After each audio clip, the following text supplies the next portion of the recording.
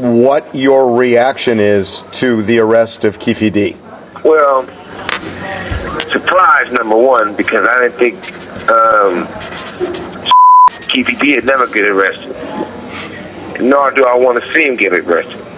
You know, let's get one thing straight, first and foremost. You know, me and Keefe D played on the same Pop Warner football team.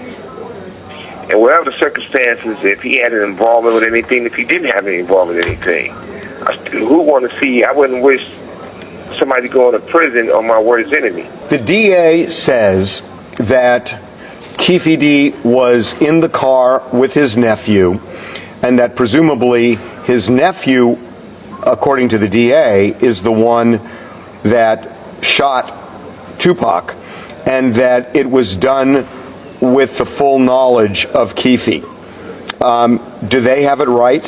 It was only two people in the car. And Pac not going to tell the story. I ain't going to tell the story, but I tell you this.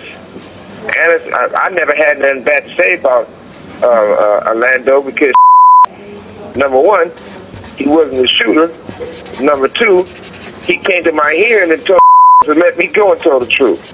They still didn't let me go. If you are called to testify in this case? I wouldn't be. Why not?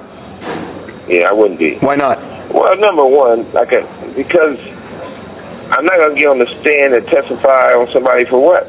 They seem to be saying that Orlando was the shooter and Keefe was in on it, that he had full knowledge of what was going down, and it was revenge for Orlando getting beaten up by Tupac and his team at the MGM after the Tyson fight.